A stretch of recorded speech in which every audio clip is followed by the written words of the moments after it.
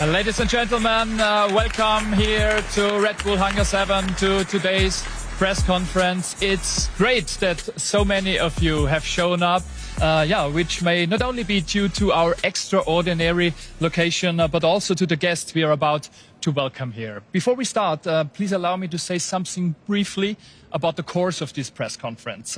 First, there will be a conversation with my two guests. Afterwards, dear colleagues, you will have the opportunity to ask questions, and everything will be broadcast live, as you can see. In total, it will take an hour. The press conference will take place in English, and for later, please state your name, your medium, and your country before your questions. If there are any unanswered questions, I'm confident that we will be able to get those answered towards the end. And after our press conference, you can, of course, work from here. There will be also refreshments. And just in case, if you get tired, I'm positive that we will find a solution for that as well. So I would suggest we start this. Jürgen Klopp will be head of global soccer at Red Bull. This news caused quite a stir a few weeks ago, and the man I'm now asking to join me on stage was instrumental in this. A warm welcome to the CEO of Corporate Projects and Investments at Red Bull, Oliver Minzlaff.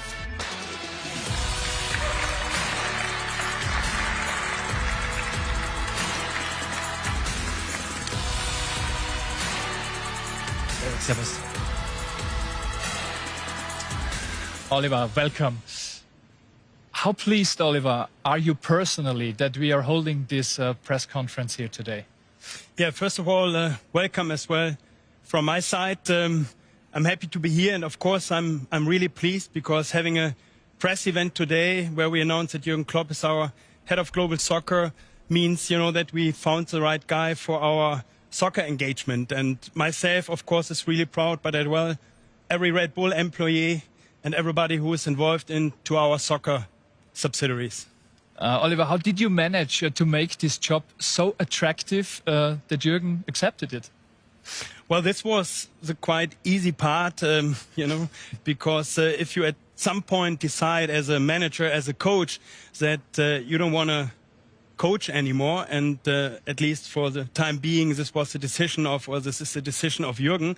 I think it was not quite difficult, to convince somebody that this is probably the best job in the soccer world. And having, a couple different teams where we are involved, from Asia to Europe, from Europe to the US, this is something where if you have passion for soccer, where you quite, feel that could be, the next step for you. Okay, thank you, Oliver, for the moment. And without further ado, I would suggest let's get him on stage. Please join us in welcoming the new head of global soccer at Red Bull, Jürgen Klopp.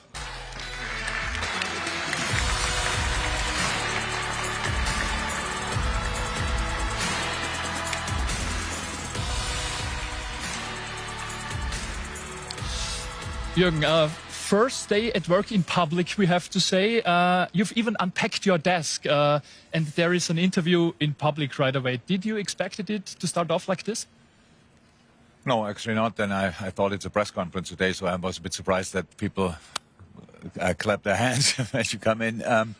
No, of course not. I never expect these kind of things. But meanwhile, I learned that's a big subject in the sports world. And so no problem. People want to hear what we do, why we do it, when we properly start and all these kind of things. We can give these information. There are no secrets, really.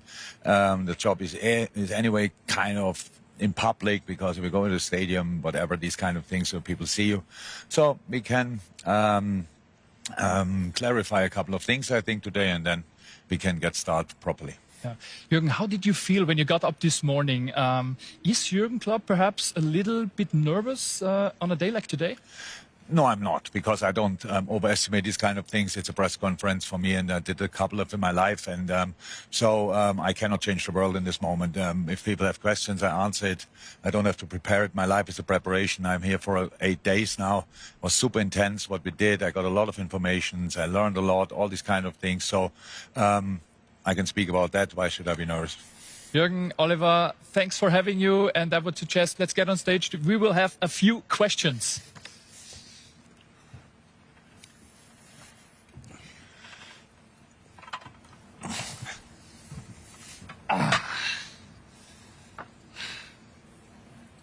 Jürgen, as I said, a new year, a new challenge in the world of Red Bull, and especially at Red Bull Soccer.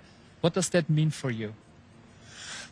First and foremost, it's pretty much exactly what I wanted to do. I finished 7 months ago, I think, at Liverpool, and I did it consciously. I said that I'm not the right man for the job anymore, but that I never said I will never work again. And a few months after that, the opportunity came up. Oliver and Mark Korsika, they spoke about this, and I was on pretty much caught fire pretty quickly, because I'm so interested in sports, in football, all these kind of things, that I want to be part of it. And now, step by step, day by day, I realize more that not only I am really excited about the opportunity, but actually I think I can be quite helpful as well, which is probably from the outside world. They say he will be, or everybody at Red Bull thinks they will be, but it was important for me to learn in the last week I really probably will be a benefit. And that's exactly what I want to be. I don't want to be, I don't know, a passenger or just what is it, how I call it in English, but a prominent person in the room and stuff like that. I really want to put some value on it, and that's exactly what I saw. Now I can do that. That's good. Jürgen, I know from so many football-loving colleagues how curious they are about your new role at Red Bull as head of global soccer. Before we talk about that, how it happened and how it came that you are sitting here, please let me clarify. Is it Red Bull Soccer or is it Red Bull Football for you? No, for me it's Red Bull Football, of course, but we have exactly. But I love the game too much. And for me, if you understand it as soccer in the USA or wherever, fine, no problem with that. For me, it's football, and you can call it it's the same game for me. So I have no problem with either way. Okay, Oliver, when did this idea, Jürgen and Red Bull, come up the first time? Yeah, just to add, because I just spoke to Alexander Severin, the UEFA president, and. Due to the fact that we have a team in New York, the New York Red Bulls, and in the US you call it soccer because of the football. And I spoke to Severin, and he said, we're talking about Jürgen's role and everything. And I said, well, soccer. And he said, stop this. If you talk to me, we're Europe, we say football. So, I mean, if Jürgen goes to the US, then let's see, because they call it soccer, but at least it is the same game. Okay, for the next 30 minutes, we will call it football, okay? Yeah. Okay, gentlemen. Oliver, again, the question, this idea, Jürgen and Red Bull, when did it come up the first time? Well, in my mind, it came up a long time ago, and I approached Jürgen and his agent, Mark, but I could feel that there's interest about Red Bull. So Jürgen was always open about what we're doing with Red Bull, not only on the soccer side as well, on the other sports engagements, but so I could feel passion, but I couldn't feel the commitment. Yes, at some point, if I'm done in Liverpool, I'm gonna join you. So, but we had a couple meetings and we met from time to time, and yes, I was always trying, of course, to present our approach of football, and that it would be great to have somebody like Jürgen, being responsible for the whole sport. And then at some point I had the feeling maybe I can convince him. And then the other day he extended his contract in Liverpool. So this was, quite disappointing, from my and our perspective. But yeah, then finally I wouldn't say convinced, but finally when he decided, to step down from the Liverpool head coach position, and after a couple months, we followed our conversation, and I could feel the doors open, and then we found pretty quickly an agreement. Okay, Jürgen, let me stick to that a little bit. How did Oliver, he said not convincing, but how did he convince you to consider the job? It was not a big problem. First and foremost, he had more meetings, had a meeting with Mark, because they know each other for a long, long time. And I heard things, stuff like that, but it was not that I had any plans in this direction. I was, as long as I was a manager, I was a manager 100,000%, did nothing else, left and right, really wanted to be the best version of myself in that role. But after that, again, when you are in the job I did for 23, 24, 5 years, It's super intense. Other jobs are intense as well. But the only thing is, I'm a very, very curious person, and that I could not feed anymore, because it was really game after game after game after game, and you keep a specific level, and I was not extremely happy with that. To be honest, I always wanted to try to learn new stuff, and I felt immediately when I heard about the role that it's exactly what I will do. And I learned already in 1 week so many things about Red Bull, about the philosophy, about so many other things. And we only started. I was not even overseas. I was not in Japan, not in Brazil, not in the USA. I will go there in the near future, and then we will suck that in as well. We'll feel it. What do they need, and all these kind of things.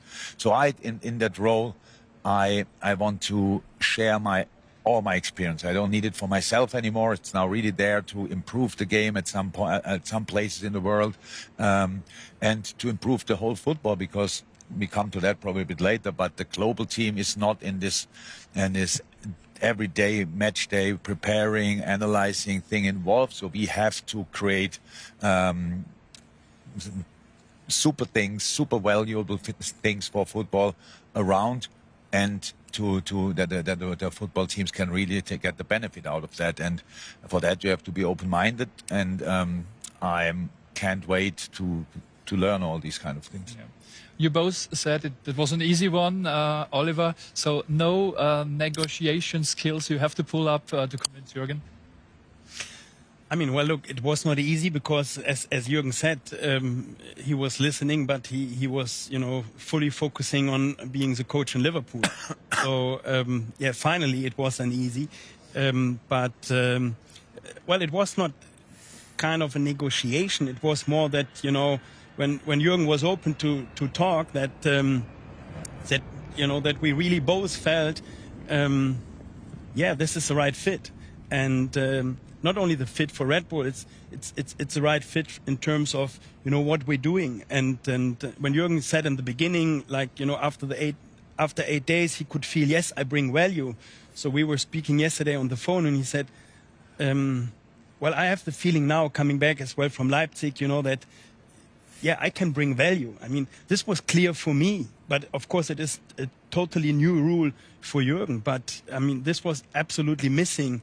When we were looking at our soccer engagements, to have somebody with that experience and with that knowledge and with that positive energy. Oliver, thank you. That leads me kind of to my next question, Jürgen. You could do anything you want probably at almost every club or national team on the planet. Why Red Bull? Because a different role. That's a different role. I was fascinated by the brand anyway. I don't know how many different sports wouldn't exist if Red Bull would not be engaged. We all know them.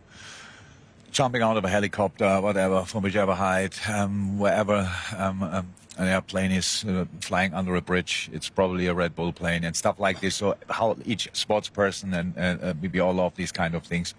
And I always said, I love what I do. But in the moment when I realized I'm not the right man for it anymore, it always was meant about a specific club. It was at Mainz like this, it was at Dortmund like this, it was Liverpool like that. I will tell you. And I'm brutally honest with myself in this moment, and they're told pretty much immediately, that's it for me, and I'm out of that. And that means that was not only energy and stuff like this. I did it often enough, more than 1,000 games on the sideline. That's only the competitive games, friendly games, preseason games not involved. So I did it all, had massive, plenty, thousands of press conferences. And I didn't want to do that anymore. And I know not each person in the world can decide, I stop working. But I never wanted to stop working. I just wanted to get a new start. And this is the opportunity. And again, it's really about finding synergies between different sports and bringing together, learn from each other, all these kind of things. And nobody does it. There's nobody in my age group with the position I had maybe in world football or in club football who did something like that in the past. Some were much older and tried then and did a bit on a lower level. Let's see if we where we can go and stuff like that. I'm here. All the things in my life I did, I want to do really good. And that's how I want to do this. We will see if it works out. I have a good feeling. I really have a fantastic team around with Mario Gomez and the global team. We met so many people. Everybody is burning for this company. It cannot be bad how the people, how friendly, how open they are and stuff like this in different departments. We're in Elspeten, Fuschl, Munich, of course. We're now in Paris, Leipzig, Salzburg, anyway, and these kind of things. So many people work really hard for that. And if I can help in a specific way, I'm absolutely happy to do so. Yeah. What are you looking forward in your new role, Jürgen, and how will you define it? We will see. So I say share experience, add value, really important. How that exactly looks, we will see. So you cannot, football is not like that. There's not one plan which works for every team, for all the teams. And we have completely different teams in different countries, different cultures, and different situations in their countries. So second division team in Japan, first league team, yes, in Brazil. We have Leipzig and New York, obviously, and then other engagements for other teams where it's in much more an advisory role, and it will anyway be an advisory role because all the clubs have their own CEO, their own structure, their own sporting director and stuff like this. And I was never in my life the guy who just went out and told the people how to do things. I really think leading comes from listening, and first and foremost I have to listen to figure out what they need. How I said, I'm an open book. Whatever they ask, they get an answer as far as I can answer it, and if I cannot answer it immediately, I will find a way to get the information and answer it next time. And it feels really good. It's really easy to identify with the Red Bull Cosmos because people are buzzing. They know that they're really they have a great a great thing in their hand and in sports and these kind of things. If you speak to the guys who are responsible for all the events, you think, oh my God, it's a dream job. You organize all these events all over the world and for young people. And I know it's not a commercial thing here, but if I would have thought about what I want to do. I really want to share my experience. I want to support people. I want to help them to get the best version of themselves because I was so lucky and had always this kind of luck in the right moments, support in the right moments. And probably the right saying would have been, I would like to give wings to people. And then I come to the mother of that phrase. It's really cool. I've met plenty of sports people, partners already, will meet much more. So it's in the stage where I am in my life, it's the perfect moment to do exactly that. Mm-hmm. Coming back to football, the soccer or football business, Jürgen, is moving fast. You know it better than I do. How appealing is it for you to create something, let me say, lasting at Red Bull? For example, in mentoring coaches, young talents, or setting up structures? If you wouldn't try to do that, it would be waste of time anyway. So, and if you are Red Bull and with the image of Red Bull and stuff like this, I really think you have to do things in a specific way. I would say in all sports it's exactly like that. It's Formula One, it's quick, wow, more dangerous, all these kind of things. When we saw the video of the commercial guys and marketing guys and what we all did in 2024, it's a bit of the feeling you can get that football disturbs there. No, but it's not fair. It's not a fair thing because, of course, they show only when it works out, when the salto works out, when the jump out. In football, you see everything, and you see the draw, and you see the defeat, and all this kind of. I know it's not like that, but honestly, it's not that I tell now here, especially not how we will play and have to play. But of course, we have to become recognizable again in all the games. I think that's clear. That's what we owe Mateschitz and stuff like this. That's what he wanted, and it's the right thing to do anyway. In no league, we are the favorite wherever our clubs are. We are always a challenger, so behave like a challenger, be brave, all these kind of things. Everything I did, everything what would describe my career I was never the favorite, barely the favorite, sometimes maybe, but not very often. But you could always see that my teams really tried it extremely hard, and I want us to do that. But we have time for that. It's not, you cannot change in football things overnight. I don't want to tell people what to do. I would like to be part and to convince them. If I'm 100% sure I'm right, if they tell me and I realize they are right, then I take that as well. I said, a great team around me, and we will really give it a go and try to improve things and try to add proper value to our football clubs and to our sports in general. So if we can, and if they can get put value onto us, then I want to find it out. And I want to figure out how can Mr. Verstappen has the highest focus when he is 300 miles per hour in a 180-degree curve or stuff like that, and I have no clue how that works. So maybe he can explain it. I don't know. But if I would love to learn it in other sports, we have exactly the same. They are at their best when it's most dangerous. So, come on, give me that information, and I try to translate it into football. Okay, Oliver, what are your expectations of Jürgen here? Well, I think Jürgen described already a lot. I mean, as he said, we are not, having the top teams in the league. So we have a clear approach when it comes to our soccer teams. We like to find and develop young, high talented players, and we have shown this in different teams and different clubs over the last years.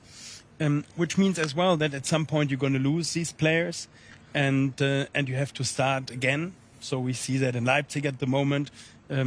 Jürgen, you took a couple players from us in the past, which, we needed to replace and, to bring them as well to the next level. So the expectation is now, having somebody who is, of course, supporting the coaches. So who could be better to have an exchange with a coach, about difficult situations, about tactics and stuff like this, just to get not the advice, but just to get the opinion of Jürgen will be more than appreciated and will be helpful for every single coach we have, within our group. And then even if we think about, convincing players. So you have a high talented player, and we're not the only team who is looking for young, high talented players. So having Jürgen there to convince players is something which is important as well for us.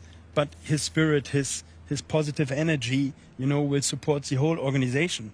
So it's not only on the sporting side. Even the management team was enjoying, speaking to Jürgen, getting his impressions, and this will be something which, of course, give us another 1, 2, 3, 4, 5%, which is a lot, in professional sport, and Red Bull is not only soccer. So Jürgen just mentioned, Formula One and the other sports. So we have more than 800 individual athletes. So learn from these athletes. Learn from the different entities, from our cycling team, from Formula One, from ice hockey. I mean, from the World Rally Championships. There are so many things, where, the soccer world can learn. And on the other side, where Jürgen can support as well the other entities. So, there are a lot of synergies which we see. Of course, there's a lot to do because, we added a couple teams and we, as you know, engaged in Paris now since a couple weeks. So, and of course, every team has need. Every team, wants support, and the global team, together with Mario and of course a couple other guys, is not there to run the daily business. So this is.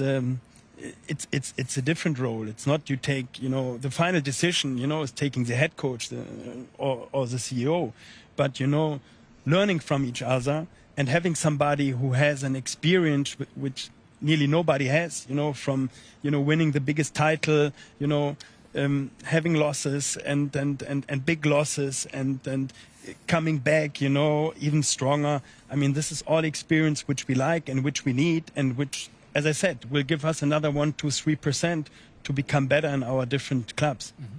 Talking about energy, Jürgen, as Oliver just mentioned, you are known for your emotion, spirit and energy. Have you already thought about how you distribute this energy to different clubs, to coaches at Red Bull Football? So this is mainly the public view on me. I understand that I was more than 1,000 times on the touchline, on the sideline, and people could see me getting nuts in moments and sometimes calming down, not always, and sometimes not early enough, especially. But my job was always much more the strategic thing. So I had 3 clubs, and I was lucky enough to have great people working together in these clubs, and we could improve the clubs. We could Mainz 05, the club where I was as a player, and when I left it when I was a coach, and then left it to Dortmund. was a completely different club. We turned each stone around. We tried to improve everything with the resources we had, and today it's a wonderful club. If you look at it, Dortmund, when I arrived, was a club with a big history, massive problems. We had to change. We built training grounds, stuff like this. So, and when we left, it was a different animal again in European football. And Liverpool had its problems. So, and again, building a new training ground I was always involved in these kind of things. And now the only thing we cut off is the matches, pretty much. But I was always interested in infrastructure, in structure in general, in culture. And I know that the big part of the success we had in the past and the way we dealt with big defeats as well was the culture in the clubs. So you can improve that always, and for that you need sometimes an outside view, because when you do it, when you build it, when you get promoted and fight for promotion, you do so many things. You cannot do all the things in a perfect way. So I'm ready to go there, look at it, think, and don't change it for the change, but for the better if possible. I see myself as an advisor, and a good advisor is part of the decision, because then they take the advice, and I don't want to be there and just say, Mom, I would do it like that and go. So it's just why would you do it like that is then the interesting thing. And yes, I am the one with the most experience. I spent a week at Red Bull, and in every meeting, I was the oldest man in the room. So I have the most experience, obviously. So it's a pretty young team, which is nice, but annoying sometimes as well, but very nice. And so, yeah. We are ready to go. We are ready to improve ourselves, and doing that, improving the people around us as well. Jürgen, what will Red Bull football stand for in future? Look, that's difficult. Now, I have my ideas. The problem is, if you tell the outside world the ideas, they ask you every day, where is it? Why can I see that? And it hinders actually development. So I hope one day, and hopefully it's not me in the press conference, but one of our coaches, you say, oh God, that's recognizable. Wow, that's a big change, improvement, development, whatever, these kind of things. I would prefer that than giving you now the opportunity out there to have a box, and we tick all the boxes. Oh yeah, that's okay, that's okay, that's okay. But, and it's anyway, look, when the basis of all the football development is for sure the time with Ralf Rangnick, super dominant person, and I know him well, and I like him a lot, and he did an incredible job. But it was one club, then the second club, now it's more clubs. Football developed since then. But they created a wonderful basis, and we have to use that basis still.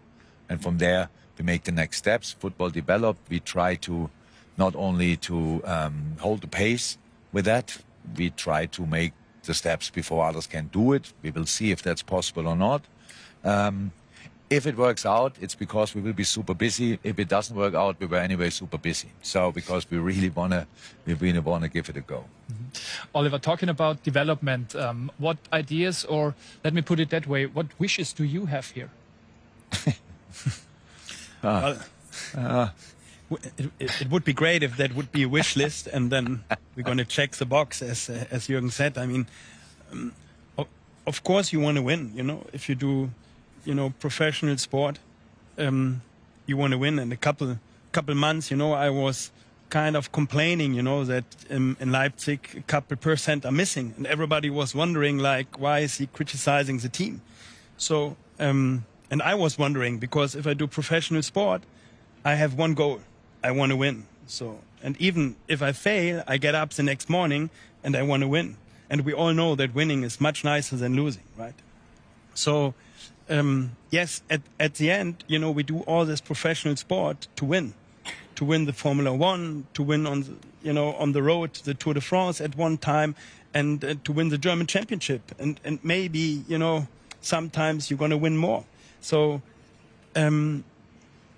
but to win, you need to work hard. And my expectation is, of course, bringing much more expertise, and not meaning that Jürgen is a couple years older. It's more, as I said, the expertise which he was collecting over the whole years. And this has been missing. This has been missing in somebody who is not on the touchline every day and really focusing on the next game, who has some time and a different perspective and a different view on things. And yes, and can give advices which, you know, and I hope this too, that, you know, people see, oh yeah, this is a great perspective, and this is something where I need to rethink and where I might need to change some little things to become more competitive and to become more better. So learning and listen and again using, of course, the whole capacity of Jürgen. This is my objective. Thank you. Jürgen, do you feel pressure? No, I never felt it, even though I knew it's there. I know it already. I was in a stadium now at Leipzig, and obviously, if Leipzig would have lost, they would have said, Klopp loses the first time. So that's the world we are living in. We deliver easy headlines, and that will probably happen still for a while. That's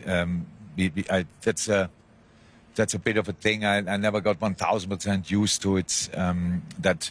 I went for the first whistle in the stadium 3 minutes before we got, and so we could do it with the lowest or the least fuss. Usually when I come, cameras turn and I think, oh God, what's that? But I try to ignore it. I try to do the right things in the right moment, and I'd really try to deliver value. But I don't want to disturb if the VIPs coming again and everything. Everybody's like this, security's running around. Where is he? Where's the car? That's it's not me, but it's the world around me, and obviously sometimes we have to do it like that. I hope it all calms down a little bit and we can just do the work, and then let's see where it leads us to.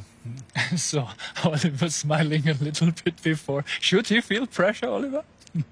Well, I guess he felt enough pressure in his life, and you know what? Pressure for me, you know, is something positive. So pressure is not negative. So, as I said, you know, we do professional sport. We want to win.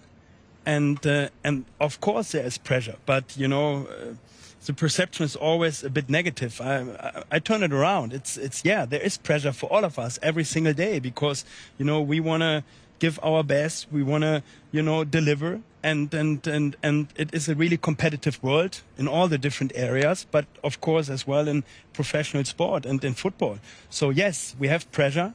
But I think we like to have pressure. Otherwise, you know, Jürgen would have been coach for so many years. And yeah, so let's take that pressure. Yeah. No, maybe I was not 100% clear or lost a bit of the path on my answer. Yes, I always had pressure. I just didn't feel it. It's like because I want to win anyway. So who can put pressure on me? I know we do that. All the things Red Bull is doing is just to get excitement that, to the people, stuff like this, to that they can enjoy different things. But of course, in this team sports, yeah, whatever we can squeeze out, we have to, and that's exactly what we try, 100%. But it will not add extra pressure on me because the people expect it from me. So I know my expectation of myself; they're that high that there can be no extra pressure on it. And definitely. Well, sorry to interrupt, but. Jürgen met, you know, our shareholder Kunstler Löhm, and he brought, you know, a big picture with him with Jürgen, you know, having the Champions League trophy. So I could feel that there was kind of a little bit pressure on all of us, especially when he brought up the question, so when you're going to deliver this one in Leipzig. So was that a sign, Jürgen? Yeah. I have kind of. Jürgen, let's stick with that. You have won almost everything. You won the German championship, the Premier League. You won the Champions League. What would be a triumph for you in your new job? Again, nothing. I don't want to say that because it's clear anyway. Again, it just creates headlines. It just creates impatience. All these kind of things. We want to be the best we can be. That's how it is, 100% in each department, in each club. But it's so different. So in Germany, everybody talks about Leipzig, but in Japan, hopefully, some people will talk about Omiya there, and then in Brazil, hopefully they will talk about Bragantino again in a better way than we did last year. But it's all different starting points. Where are we? Where can we go? To develop all of them, to make the next step with all of them would be a dream. Because it would mean we did the right things, and football gives you the opportunity to do things as well a little bit different. So in having somebody like me in that chair now. And I cannot swap. I was a coach until 7 months ago, so I will deal with coaches, and I will work with coaches in a different way than all other whatever heads of which department would do, because I was in the same chair. I know the needs. I know how much support they not only need but deserve as well, because they're the most important people in the club. Because if it works out with them, you think, oh, great coach, blah, blah, blah, fantastic. If it doesn't work out, people think, yeah, should we change, blah, blah, blah, and all these kind of things. And I really hope that I can, again, add some value there, that our coaches in the future, they talk about Red Bull. If you go there, you are there at least for 8-9 years, because they really support you, they develop you, they help you, and all these kind of things. We have great coaches right now. And from my point of view, I just hope we work with them together for the next 10 years. And in that time, we made steps together, because we dealt with different situations in a way nobody else in football deals. We will see if that works out. But I think it's worth giving it a try. Jürgen, your move to Red Bull created both excitement and criticism. How do you respond to those who question your decision? I was at the weekend. Sorry, I was the weekend first time. I played there once in a friendly game in Leipzig in the stadium, and I saw 47,000 supporters, probably around about 5,000 from Bremen. I would say probably 10%. They were great as well. So it means like 42,000 people in Leipzig. I was sat there and I asked myself, and I understand and know what everybody's saying about it when they see me there, my former clubs, all these kind of things. And I thought, do they not deserve good football? I really thought, it's like, why would you say all the people in Leipzig, all the people in that region, all the people coming from wherever they come, all the people who are interested in Leipzig and want to see them win? I was around about 10 years now, not in Germany. Leipzig was not in the Bundesliga when I left Germany, I think. So I never had that really, the games against them in competitive games, Champions League, but they were in Hungary. And for me, it's a completely natural thing. I know how to start was all these kind of things. But I really felt they deserve it, and I think it's worth giving. Not only there, it's in Salzburg, it's in the football fans in New York deserve it if they want to be part of that journey. In Japan, in Brazil, they deserve support, improvement, all these kind of things. That's why I want to do it. I love football, and I know there are much more important things than football. But football can give you positive vibes, positive feeling, identification, all these kind of things for a city, for a region, for all these kind of things. And I love that fact. I cannot say differently. I really love it. And and what I said, when you meet all the people, how they burn for Red Bull, how much they love it, how long people are working here. The people here that work 25, 30 years from the first day when Dietrich Mateschitz probably had a garage or whatever, that is still here. So this identification, I like that. I really like that, and so I'm happy and proud to be part of it. And for me, it's like that. A doctor doesn't make a difference between the patients. You come from this city, I don't treat you. You come from this city, I don't treat you. A lawyer doesn't make the difference. In other parts, it makes it. If you want, I'm Dr. Football. I love helping wherever I can, where I am. I give my all, and now we do it for Red Bull. For all the German fans, it's not only Leipzig. There are a couple of other clubs as well, but I will try to help there as well.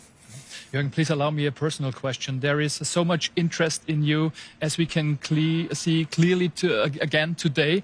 How nice or how difficult or how even exhausting is it sometimes to be Jürgen Klopp?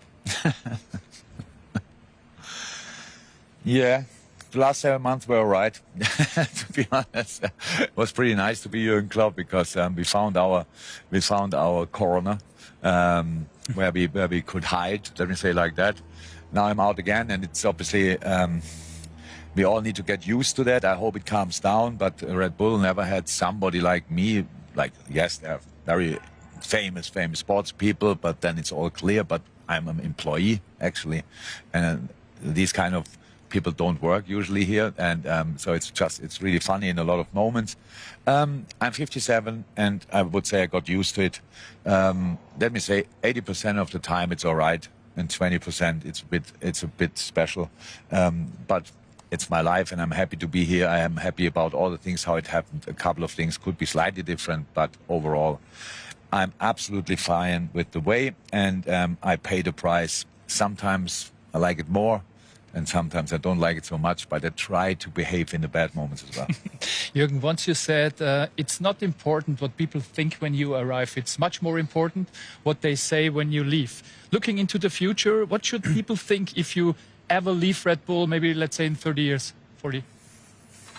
Yeah, that was a fantastic time. It was worth it. That we made the right things. That we did the right things, at the right moment. That we made the right changes and the right improvements and all this. That we enjoyed the ride. That people are waiting for it. That they're really buzzing. That I know that. And let's try. And that's how it is. What we will not do, and that's how it's here. In the moment, I realize I am not that. It doesn't work out. I will tell. It's not because I again never in my life I want to do a passenger. But until this point, we will give it a proper go. So we will not waste any time, and we will really try to do the best possible for all the people. Well, I don't know, this is in a difficult time in the world. You go to Elsbeth and you see the people working there, how they like it, and the next thing you hear is, here we build another building, we employ 1,300 people in the next 2-3 years. In all the different moments, you think, oh my God, that's great. So let's do that. So it's like, it still is this really positive in the right direction, and being part of it, I feel already responsible for my part. And yeah, I hope I can help. That's it. You mentioned it already. In the world of Red Bull, there is a lot of sports, a lot of athletes, a lot of events. Is there, Jürgen, anything you are particularly interested in? To watch? No. I want to watch if possible, everything. That's probably the biggest challenge between all the working days. I need to find moments where I can visit a couple of events, what would be really cool. No, and I will do that. I have time for that. So playing still, I love paddle the most, that's clear. Never saw Formula One race. That's true as well. On television, of course, but I was not there. Never saw a skiing race. Saw a lot of things not in my life. So I'm a sports maniac. So I have, my bucket list is full of sport events I never watched. And now I can have probably a shortcut to the event. That would be really nice. Talking about that, how can football possibly benefit from other sports of Red Bull? I tried to answer before. So like, it is interesting. Most of our sports look for us pretty dangerous. They're well prepared. They're everything that the preparation takes months. And then you have a 15-second clip on YouTube, and we all think, oh my God. So how serious they take, how all they do it. And to prepare 100% in the moment they have to deliver, they deliver. So, and that's actually something we really can learn from. But in general, I don't know what we can learn. But I think the history of football is a little bit, we didn't want to listen. That's not now anymore, but it was like 20 years ago. Wait, we know it. We do always the same. We did it always the same. But there are thousands of things we probably can learn. And we will, if there's something, we will be the ones who find it out. And anyway, then it's for everybody. So then it's for everybody. So then we cannot, if you use it, next day everybody knows it, fine.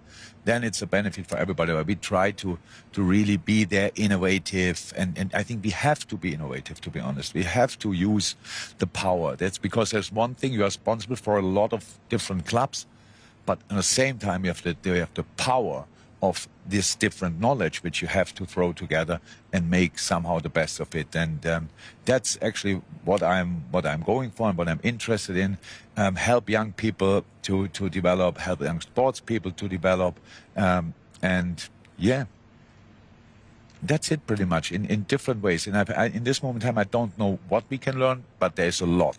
And when I know it, I tell you. I give the question to Oliver. Oliver, vice versa. How can other Red Bull sports maybe benefit from Jürgen's commitment to Red Bull football?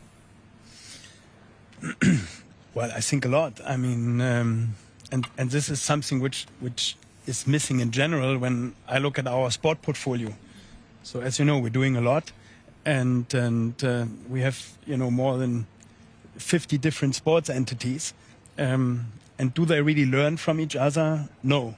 Are most of them best in the world? Yes. Do we have, as I said, more than 800 athletes? And do they really learn from each other? No. So looking at our portfolio and our engagement into all these different sports, and different athletes, I think there's huge potential learning from each other. I can't tell you now specific things, but taking the time and Jürgen just mentioned, speaking to Max Verstappen, how he's, handling, the pressure and everything, is something which, of course, could be value as well for other athletes, or if we stay in the soccer business, for our soccer players. So, but even on the technology side, if we take a look at Milton Keynes, where our, Formula One team is based, and if Jürgen will see that, which is even more interesting than to see a Formula One race, to seeing our campus and seeing, how many, more than 1,000 people really trying to, develop the best Formula One car in the world. And talking about details and how important details are, to find a transfer to soccer or even to other sports will be something, which as well at some point will be part of Jürgen's business. And again, everybody was or is still focusing on their daily business, and this has been missing. And of course we know the passion which Jürgen has, for other sports, which is great, because we do not do only soccer. And learning here and be open and be transparent. And Jürgen said yesterday to me, I have nothing to hide. I did my coaching career. I'm an open book, so I tell you everything. And having somebody who is so open and who is really willing to share everything will be, of course, a benefit for all our different entities. What we need for Jürgen clearly is a paddle court in every different destination. So a portable one. The good thing which Max Eber left in Leipzig is a paddle court which we're going to build. So well, it's outside, so we couldn't play yesterday. That's the problem. Yeah. Gentlemen, thank you so much for this exciting conversation. Jürgen, please, you will stay on stage. And thanks for the moment, Oliver Minzlaff. Thank you. Thank you. Thank you, Oliver.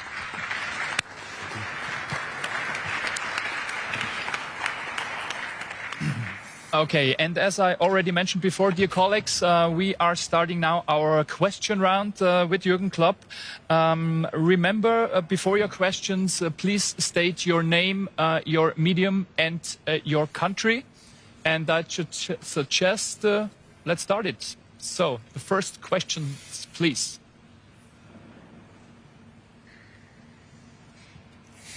Everything is answered, huh? The gentleman in the first row, please.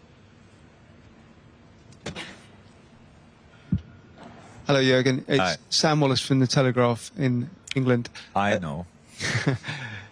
Jürgen, just as a general point about football now in 2025, do we need, for clubs to win, to be part of a big brand like Red Bull, or have a billionaire owner, or a nation state, or a multi-club group? Is this the only way now that football is going to be decided in the future? Football in general, I don't know, but I don't think so, because there are no billionaire owners in Germany. Obviously, it's not about that. It's in England. It's there are different models, if you want, and the probably best team right now in Europe, or maybe in the world, with Liverpool, is owned by an hedge fund. But they're interested in football as well, so it's an interesting thing. Number two is, what is it with Chelsea? No, Arsenal or whatever. So it's a different thing. But money decides in football, definitely. But there's still space for better decisions, better talents, clearer pathways, all these kind of things. Let's talk about England. It's like the way Brighton is doing it, for example, in Germany. We have these clubs as well. So football will always give you the chance to step in. But in the long term, probably the teams with the most money will win. That's clear. But in England, they have a lot of teams with similar money. So still an exciting tournament. Next question, please. Gentleman in the second row. Hi, Simon Urhofer, Lowlands.at, Austria. You talked about paddle tennis a lot before. I want to talk, as we're here in Salzburg, about your favorite paddle opponent, Pep Lijnders. Why do you think it did work out for him in Salzburg, and how is he now? You're still in contact, I guess. How does he feel after his end in Salzburg? Thank you. Yeah, how does he feel? This kind of thing. Yes, we're in contact, of course.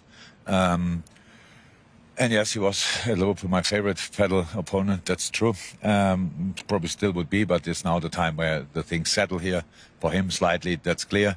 I was not involved in these kind of things. I started in January. I said that it all happened in December. People in charge have to make the decisions as long as they are in charge. That's how it is, and we expect that. We have to take responsibility. I was not close enough that I could tell you what went wrong. I still think he's an exceptional coach. I know he's an exceptional coach, but sometimes in football it's like that, that the things don't click, don't fit, injuries.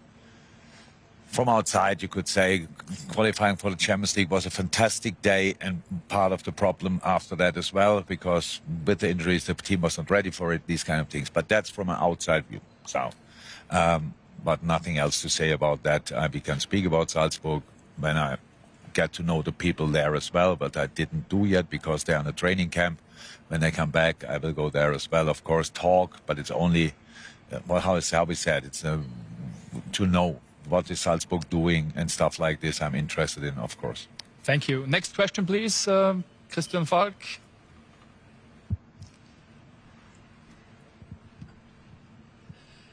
Jürgen, du hast ja schon gesagt, du wünschst deinen Trainern alle, dass sie noch 10 Jahre lang... Zwei Dinge. English oder German? English. Vorstellen und Englisch. Kollege hat es ja schon gesagt, Christian Falk, Bild. Ah, das habe ich nicht gehört. Da war ich noch in der Antwort. Okay. And he missed the country as well. Ah, Mr. Country. Ah, okay. So in English now? Yeah. Jürgen, you already said you wish your coaches that they will be in the clubs the next 10 years. But you know how football works. Perhaps there is the situation that one of the teams need a coach. Oliver Minzlaff is calling you and saying, No. Jürgen, we need you. Can you say that you, the next 5 years, never be a coach again? I will not be the coach of a Red Bull team. That's a clear commitment. In how I sit here, and I, as much as you can assume, I would give a guarantee I will not be the coach, not a coach at all. But I'm probably the only person in this room who will get asked, where are you in 5 years, where in 4 years, where in 3 years? Nobody here in this room has a clue. And I don't have a clue, but the plan is completely different. And I will not be the replacement of one of the Red Bull coaches. I hope we can create a structure where these kind of questions will not come up at all. That would be cool. Thank you very much. Thank you. Welcome. Next question.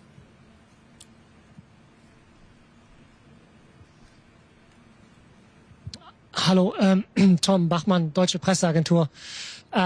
You said it's a tricky thing that there are so many clubs with different starting points from where they're standing now. So I was wondering, will there be like a focus on one club first, or will you treat them all equally, which is pretty hard to do, I guess?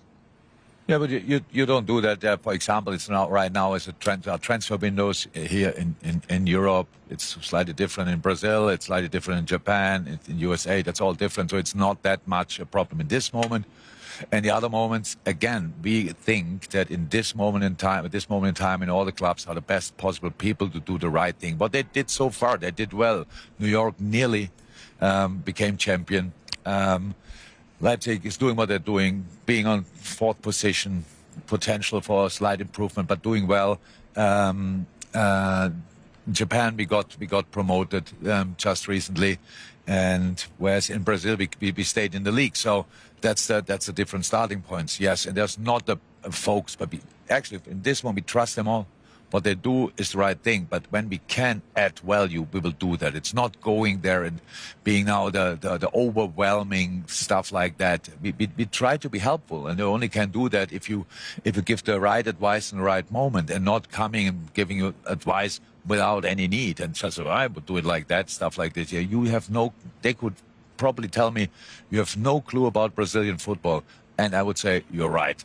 I don't. I have had Brazilian players, but I never watched a game in Brazil. But I will watch 2 games in 2 weeks, in the next 2 weeks or something like that. We'll see my first game in Japan. and hopefully at some point my first game in American MLS as well. So I have my experience, but I don't want to stop here. I want to gain knowledge, experience, stuff like that. But I think what I know about is helpful in the specific moments. But I need to find the specific moments. There's no proper medicine for each club. No antibiotics helps always, not at all. It's really, you have to be specific. We need to learn about the culture. I need to learn about the culture, not only in the clubs, but in the countries as well. How you deal with that, how can we create there more talent in the specific, and that's always, I know it's seen as talent just for a bull, but in the end it's talent for football in general, and I'm really interested in that, and so yeah, that's I have a lot of ideas, but I think the ideas are only as good as they are needed in that moment. Next question, please. The gentleman with the blue hat. Yes, thank you. Thank you. Hello, Jürgen. Guido Schäfer von der Leipziger Volkszeitung. Das is Eastern Germany. Jürgen, can you please describe your special relationship with Marco Rose in Leipzig and also Sandro Schwarz in New York? Are they good coaches? Are they good enough to win titles? Yes, they are, but there's nothing to do with our relationship. So about the two of them, for the few people who don't know that, were my players at Mainz. We got promoted together to the first Bundesliga for the first time in the history of Mainz. So we, all three of us, would consider ourselves as friends because we were there at that time. So nothing happened in between. So we are still. And now I told both of them, and that night after we got promoted, that I'm 100% sure they will become coaches.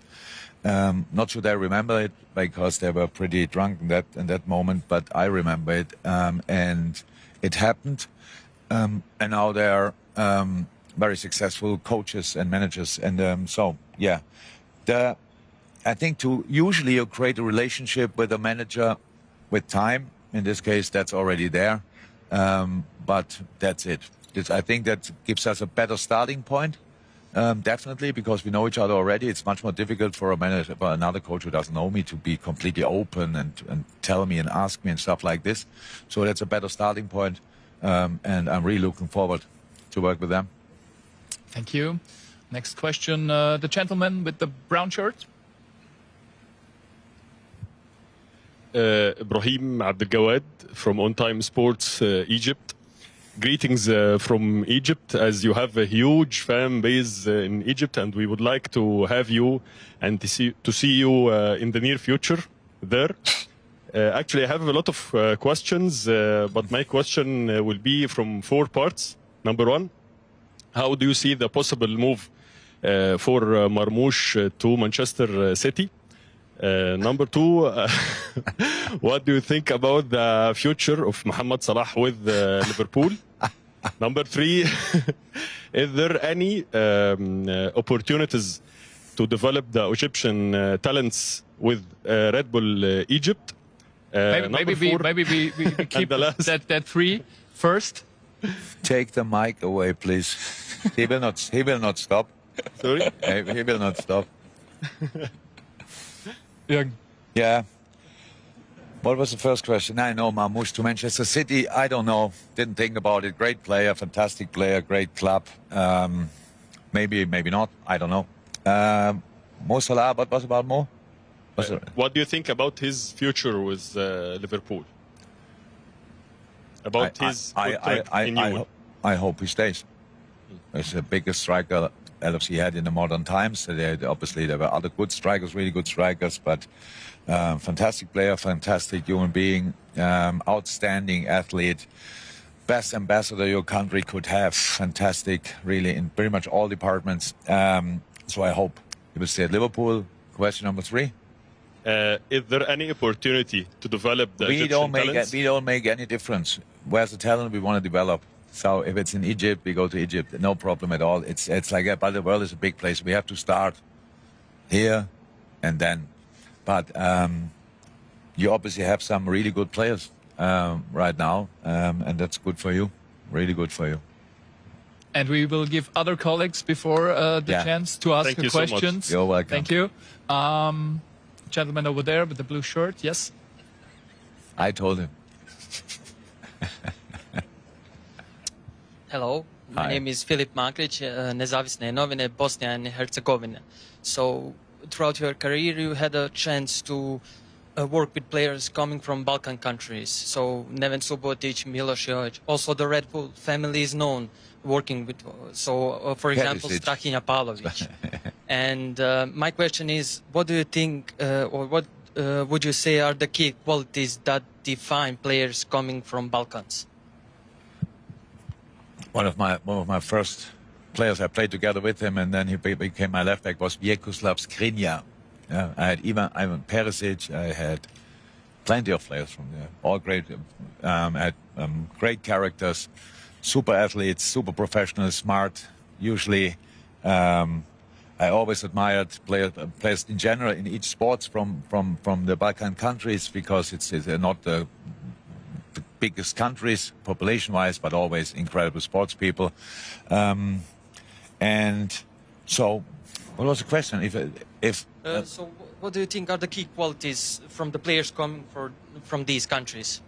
Yeah, fantastic background. So I like it, and I had a super experience with that. But I'm now not that much. I don't know who is in our youth teams from that area or whatever. So I don't mind. Let me say like that. Wherever they are from, the football language is similar. You're good. Nobody cares where you're coming from. So that's pretty much how I kept it always. So there's no special treatment needed for for the people from your countries. Thank you. Next question, please. The gentleman behind the camera. The last. Vinny had usually always the first question. I like that today he gets either no or the last. So it's fine. Hello, Przemysław Chlewicki from TVP Sport from Poland. You said that developing of young players will be important to you in your new role. I know that you worked with Robert Lewandowski when he was very young. He was 21, 22 years old. At what point in your coaching career did you realize that Lewandowski would be the top 3 players in the world? Is the first question. And is it easy to build in the player as Lewandowski is to you? Sorry, the second part of the question I didn't understand. The first one, when did I realize that Lewandowski will be one of the best players in the world? The second part was? Is it easy to build the player as Lewandowski? That's why I didn't understand it. I don't know when I realized it. What I saw is that the story around Robert Lewandowski is a funny one, because I watched him very often, and then we didn't sign him in the first year because I thought he's not ready for it, and nobody else signed him, which was a surprise. And a year later we went there again, and then we signed him, and we were really lucky, if you want. And he came in and he needed time, and I had discussions with Polish colleagues. They told me he plays in the wrong position because we played him in a 4-2-3-1 and a 10. Don't want to go too specific. The fact is, what I want to say, young players you have to educate. There's a potential, and then you have to educate it. That's what we all try, all coaches in the world try, and we did that. And they said he plays the wrong position. He's a 9. I said, yeah, he's a 9, but he needs to play more, get more involved in the game, because he's just finishing off, stuff like that. So, yeah, before he left that, it was clear. It was clear that it will go in that direction. I think easy. If he stays at Dortmund, Dortmund would have won more league titles. I think that's, yeah, probably. So it was clear then, and no, it's not easy. It's not easy to find them. It's not easy to train. It's not easy, because the problem is it's around about 80-90%. It's the player who decides, and we only are allowed a little bit here and a little bit there, and can try to help a little bit. But it's about the talent, the potential, the character. He has all of it, and that was the decisive thing. Gentleman over there. Hello, Mr. Klub. Božidar Bulac, 24 Tour. You were in Leipzig on Sunday and you saw a fantastic goal of Benjamin Šeško. What are your plans with him? My plans with him that he scores more goals like he scored on Sunday. That was a really good one. Yeah. I was pretty impressed. Played a good game. He's a good player anyway. I know him for a while. I know him already when he was at Salzburg. I think we played a friendly game here. He was very, very young, and I was already pretty impressed and thought, where do they get always these players? Ridiculous. So, yeah, it's not. I have no plans with him. Just to make that clear, that don't get it wrong. I will not show up in training and tell them what to do. Our plan, and I don't have to ask Marco Rose, what's your plan with him? I know it. He wants to help him to score as many goals as somehow possible. I think when he has from outside view, he is, because of his age, not only, but it's because he has space for improvement, space for development. He would probably say the same, but his incredible skill set and incredible potential. So happy that we have him. Thank you. Next question behind Mark Gabel.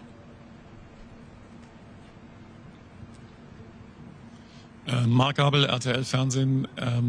Herr Klopp, you're a coach of very traditional clubs like Dortmund and for sure Liverpool FC. And of course there's, I would say some kind of romantic view of football, that a coach like you never leave a club like Liverpool FC, for example. And of course, there were quite a few fans who were a little bit disappointed that you now left to a very big company, global player with lots of money in the background. How do you describe these kind of fans? Your transformation of work now that you have to do now in the next future. I think if you want to understand, you can understand. If you don't want to understand, you will not. So that's how it is. And I tried to explain it before. I was at Leipzig in the stadium, and I'm pretty sure I will feel the same when I'm in Bragantino, when I'm in Japan, wherever I am, in New York, that the people there really enjoy being part of an interesting, super exciting journey. So, and I think the people that deserve it. It's easy as that. Who decides what people can get? And if there would be not Leipzig, tell me in the whole region which kind of football team you would support. Would they all go to Magdeburg and watch in the second division? I don't know. So it's fine. What everybody's doing is really fine. But I really think this region deserves this kind of thing. So that's one thing. After 9 years in England, on top of that, you cannot be the same person than when you left these kind of things. I had investors in England. We cannot change that, but nobody thought about that properly during a season, during the games. The games were super emotional. The fan base is super respected. They have the same discussions like we have here without ownership models about ticket price and stuff like this. This is the normal football world in England. So, but nobody thinks about that, and that's why I cannot come back and just keeps the same view than everybody else who never saw the other kind of football. But I respect and accept all opinions. But in my mind, the people in our clubs deserve the best possible, and that's what we try to deliver. Thank you. Next question, please. Maybe on that table. Yes.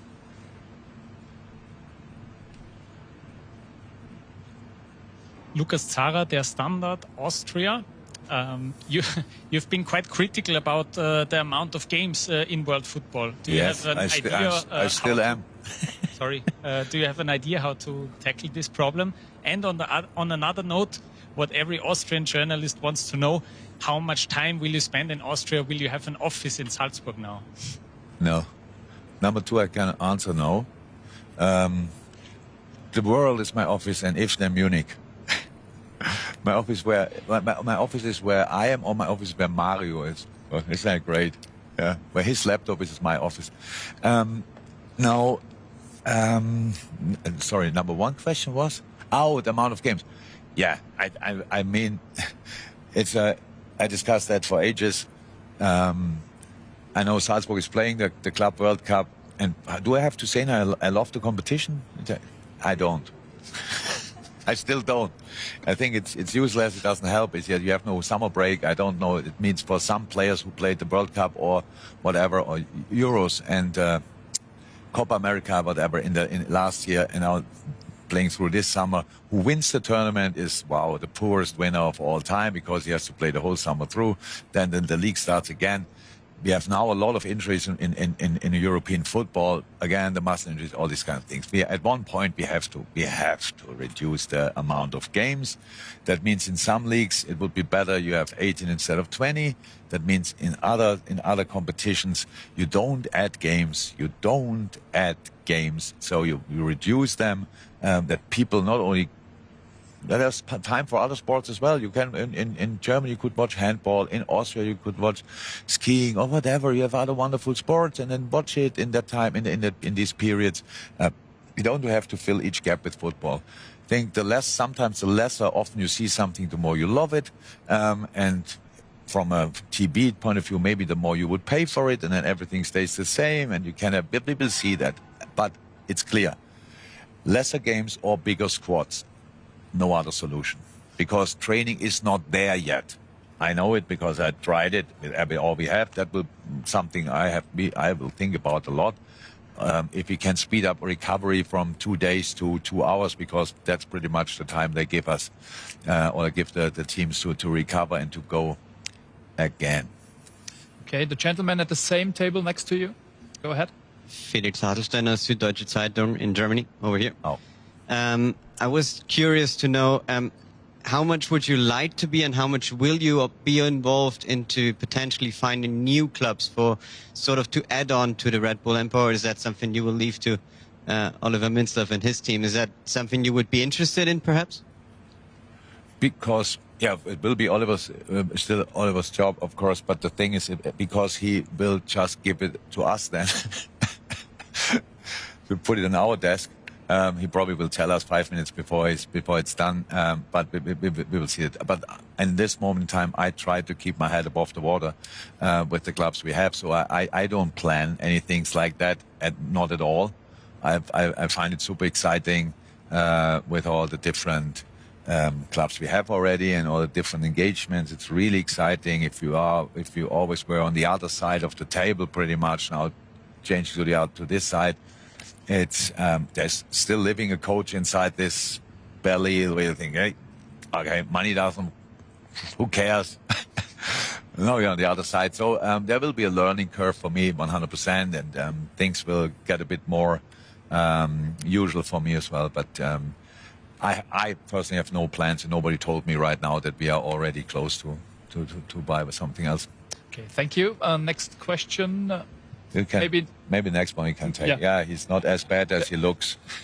First row, please.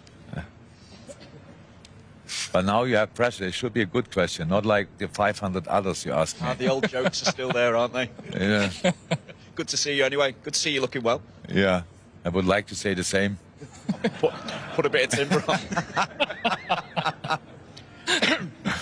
Jürgen, first of all, obviously with Liverpool, the group that you left behind doing so well at the moment, I just wonder, is there anything within you that misses the day-to-day involvement with the group that you've left behind? Obviously, they're going so well in the Premier League. Anything you miss about Liverpool as a city itself? And as you mentioned, Mo, earlier, also Trent and Virgil are out of contract in the summer. What do you hope happens with them in the future? Could they even be part of the Red Bull Empire as well? Look, only the Egypt journalists and the Liverpool journalists ask 5 questions in one. Thank you. So to take him. I'm so happy that they do so well. That was what I was hoping for. I'm in contact with some people, with Arnie, texting, players texting, stuff like this. There's not 0.01% that I think, oh my God, I should still be there. Not at all. I'm more than happy not to be there, because they are doing so well. That's really great. I wish them all the best. And I watch as many games as I can and could, because it's great football. Even if you don't support Liverpool right now, you better watch it, because it's really top football. Maybe the best balanced in a lot of things in the world out there right now. I'm really happy about that. What was the 3 guys out of contract? Yeah, I mean, you mentioned Mo. I'm so happy that I'm not in charge in that situation and have to answer these questions. So why should I do that now? So good luck. from my point of view, I would love all three of them to extend their contracts. But I don't know. They didn't tell me. If you ask me, no, if you want to know that. But we could text him now. Maybe we get an answer. In the future, one for Red Bull? Sorry? In the future, one of the three, all three for Red Bull? Oh, yeah. Virgil, I'm pretty sure he would love to have now 5 more years at Liverpool and then between 41 and 44 for New York Red Bull, because he probably underestimates US football, but open arms, no problem. Mo, yes, would love to. I don't think we have a chance to pay him, to be honest. And then Trent, yeah. And he could finally learn defending. I can't believe that you all discuss this still. It's so poor. It's so poor, really. I mean, I'm really happy that I'm not part of that. Unfortunately, I watched a few of the press conference when he had to talk about it. I think, oh my God, they still don't understand it. And yes, he didn't play well against Manchester United. But if we would make such a fuss of him when he plays well, like we make a fuss of it when he doesn't play well, that would be really a cool planet. Yeah. Okay, thank you. The lady in the white coat, please.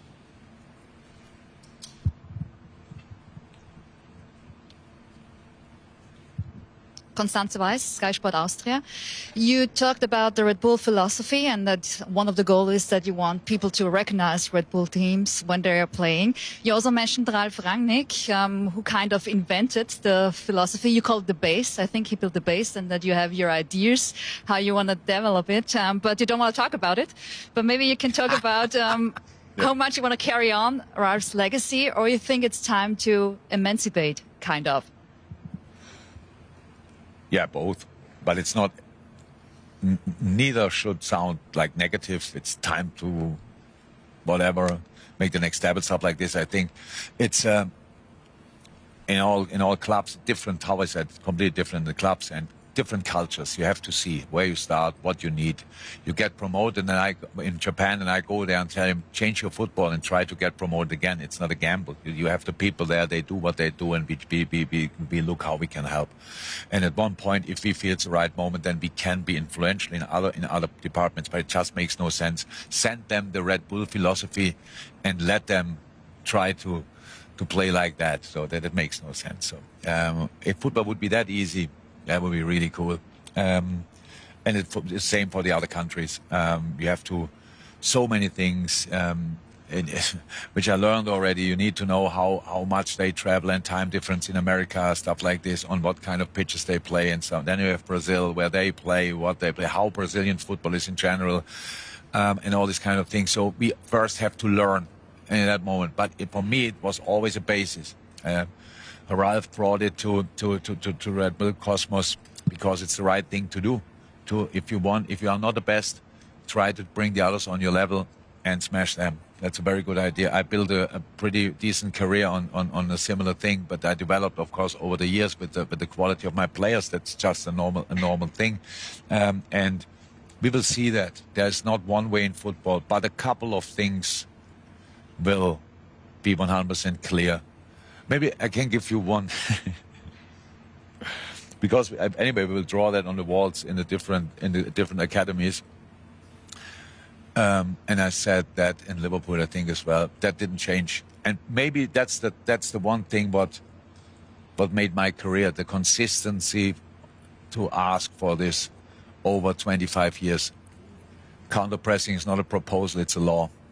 So it's a basis for absolutely everything. If you want to play dominant football, yes. 80% possession, yes. You lose the ball, win it back. So that's not... Yeah, I think we sent that out because I can counter press better. Otherwise, I'm there. But in a good way. Ask again then. Let me say it like that. So... Thank you, Jürgen. I saw two gentlemen over there on the same table. Hi, Jürgen. I'm Léo Huisman from AFP, French news agency, representing my French colleague here. You were in Paris last weekend, and you saw the game of Paris FC. You visit the training camp. How can you describe it? What was your feeling there? what was your first impression? Maybe your first idea to improve the club here? First impression is great people doing their great job. I think that the circumstances are not fantastic, and they may do really well. They have a second division team, obviously Ligue 2. They have a women's team playing Champions League, third in Liga, in the French league. The stadium is a stadium. You cannot create an atmosphere. I mean, it's long ago that I watched a game from that far, and I was in the stadium and not in front of the television. So it's really, I think, wow, that there are changes in plan. The training ground reminded me on the training ground of my first club 20 years ago. So they did a couple of things, but there's a starting point and all. Let me say like that: they do really well, but. There's improvement needed, and that's what we will try to help with Family Arnaud, especially Antoine, and then let's see. But it's a long way to go. The second division in France is like each second division in the world. It's like teams are pretty much level, same level, and then who wants it more, who has luck in this and that moment will go up, but they're in a good position, and yeah. Let's try, but you cannot get influential like this. This relationship has to grow as well. So again, the thing, what is the benefit of my new role, but on the other side, what will annoy people, that a football person is now in charge, and football people know in football you need time sometimes, and it's not often that you get it. But most of things need time. But we will definitely push in the right direction. Let's see what we can do. Next question, maybe the second row. Two gentlemen are sitting next to each other. Is this the longest press conference in Austrian history? I mean, it's 1:20. Are you kidding? Hi. Sorry. Stan Honesch from the Bild newspaper in Germany. Yippee. Question, Marco Rose in the morning spoke about your visit this weekend, and he said he was really surprised about how slim you are. What's the secret? I was surprised how slim he is, to be honest. Yeah. What's the secret why you're so fit at the moment? You have to ask Marco, because he told me he didn't do sports for 2.5 years because of his bad knee. And then he sits there with a six-pack, and I think, how's that possible? So this is hard work. For him, it's DNA. That's how unfair the world is. Yeah. But what's your secret? You train a lot? Hard work. that's training in my mind. Yeah. Sacrifice. I got nothing without these two things. It's maybe the longest press conference ever. I brought you Red Bull just in case if you. Yeah. The gentleman with the laptop next to you. They all have a laptop. Dominic Marnie, 20 Minuten from Switzerland. During your time off, we saw you skiing a lot. And with the Swiss 1 guy. week. Yeah. Well, lot. You put it on Instagram. Yeah. I have the Swiss guy, Marco Odermatt, probably the best ski racer, is with Red Bull as well. How do you see his career? What could you learn from him?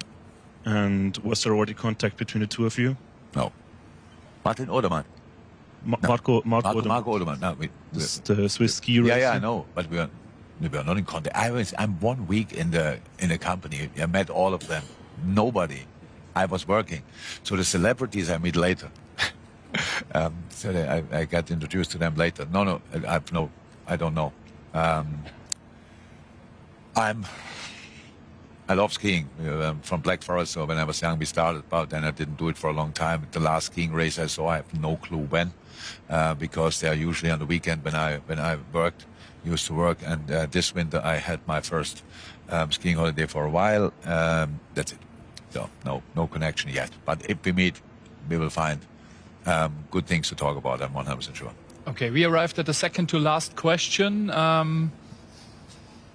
Gentleman over there. Florian Plettenberg, Sky Germany. Hello, Jürgen. Hi. Well, can you explain this situation? What will happen if you will receive a call from the German national team, for example, from Rudi Völler? And is there a kind of a verbal agreement with Oliver Minzlaff in case that situation will happen? There's no verbal agreement because we didn't speak about it, to be honest. It was not needed. I didn't ask. He didn't say no. There was nothing like that. Usually the things I do with full conviction. I try to. That's here now like that. I'm open. I want to learn. I want to do these kind of things. And I think we have actually the best national coach possible. I really do. I really do. I love the work of Julian. I think that was the biggest impact the coach had for I don't know how long, because I remember 3 weeks before he started, or more or less, we thought German football is not existing anymore, and he turned that in 2 or 3 games into making us a favorite for the next tournament. So, and now we ask me what I think about the job. I really hope he's doing it for long, and he's successful, enjoys it, learns, and because he has even if he would do the job for 10 years, he has another 20 years career ahead of him in professional football. So where's the problem? I really hope he's doing it. I really like what he's doing, and that's it. Okay, last question. Maybe the gentleman in the first row.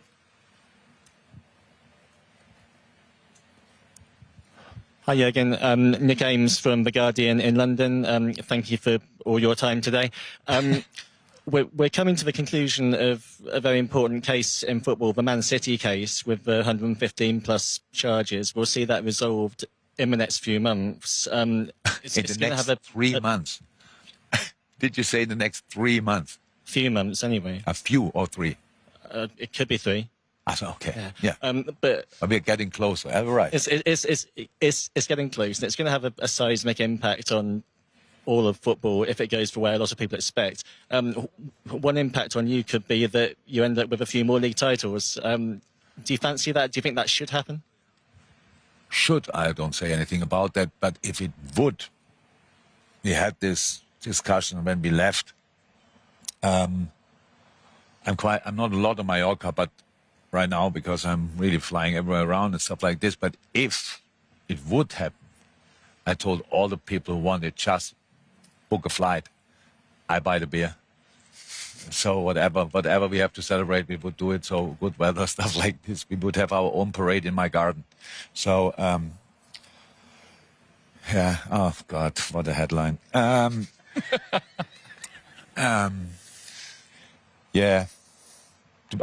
Yeah. We will see. I didn't follow it at all. I'm really surprised that you tell me it's that close. Like 2 months. Wow. Yeah. Let's see. Ladies and gentlemen, thank you, Jürgen. We are now at the end of our live press conference of our broadcast. Thanks for coming over. If there are further questions here in the room. How could there be further questions? We spoke about, now we start already talking about Man City, and you see you have to stop it. Okay, I have to stop it. The next subject would be Man United, and then it's too late. I wish you all the best out there. Thanks for joining us. All the best from Salzburg, Austria. Take care. See you next time. Servus and goodbye.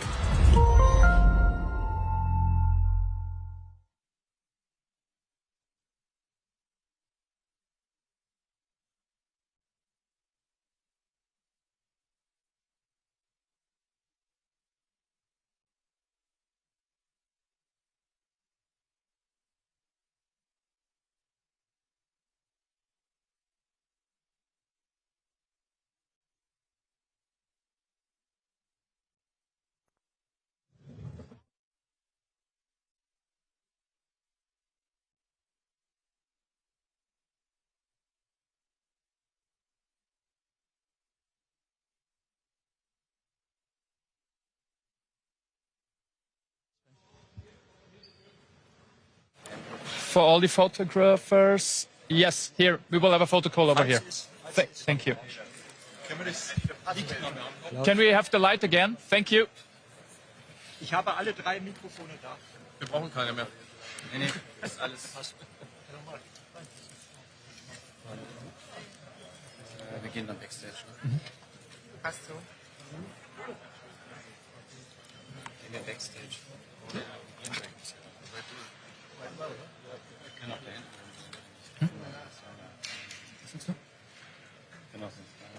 Soll ich sie mit runternehmen? Ja. Nur mal sagen. Warte mal ganz kurz. Immer noch ganz kurz und dann nehme ich sie mit, okay? Okay, thank you very much. Let's come over here. Oliver, geh mal hier runter.